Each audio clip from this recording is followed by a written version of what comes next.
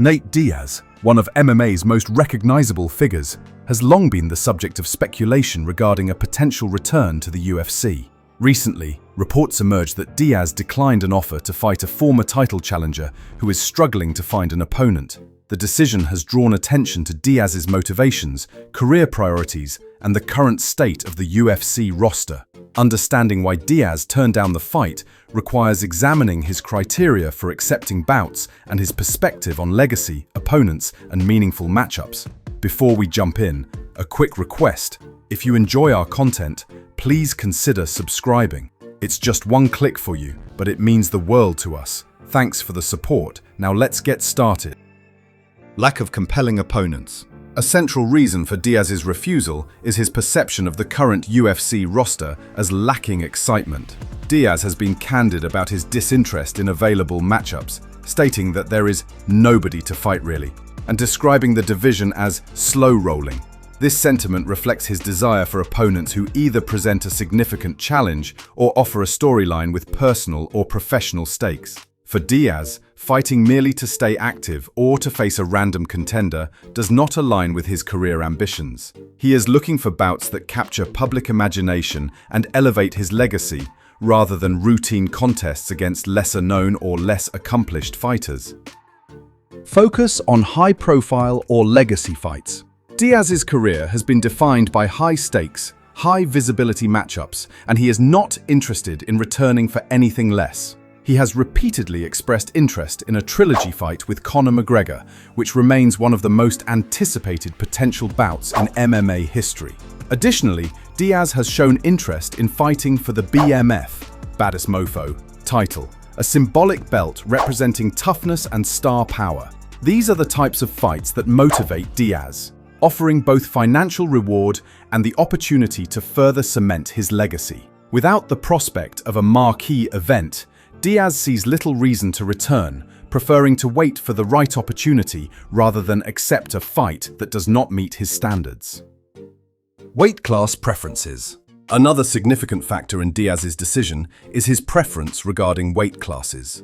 Diaz has made it clear that he is no longer interested in competing at lightweight, 155 pounds, citing the difficulty of making the weight and a lack of enthusiasm for the division. Instead, he prefers to fight at welterweight, 170 pounds, or even middleweight, 185 pounds, where he feels more comfortable and competitive. This preference further limits his options, as not all potential opponents are available or willing to compete at these higher weights. Diaz's insistence on fighting at his preferred weight class is both a matter of personal health and professional strategy, ensuring he is at his best when he steps into the octagon. Desire for meaningful stakes. Diaz has consistently emphasized that he wants any return to the UFC to be for something big. He is not interested in fighting for the sake of activity or paycheck alone. The fight must have significant stakes, whether in the form of a title, a rivalry, or a legacy-defining moment. This approach is consistent with his career trajectory, which has seen him participate in some of the sport's most memorable and consequential bouts. Diaz's desire for meaningful stakes reflects a broader trend among veteran fighters who, having already achieved considerable success, are selective about the circumstances under which they compete again. Additional context. Diaz's career outside the UFC. Since leaving the UFC, Diaz has remained active in combat sports, particularly in boxing. He has faced high-profile opponents such as Jake Paul and Jorge Masvidal, maintaining his star power and relevance outside the octagon. These ventures have allowed Diaz to continue competing on his own terms, without the constraints of the UFC's matchmaking or contractual obligations. This independence has likely contributed to his willingness to decline UFC offers that do not align with his personal and professional goals. Conclusion. Nate Diaz's decision to decline a UFC return fight is rooted in his desire for compelling opponents, high-profile matchups, preferred weight classes, and meaningful stakes. He remains one of MMA's most influential figures, and his selective approach to competition reflects both his status and his priorities at this stage of his career.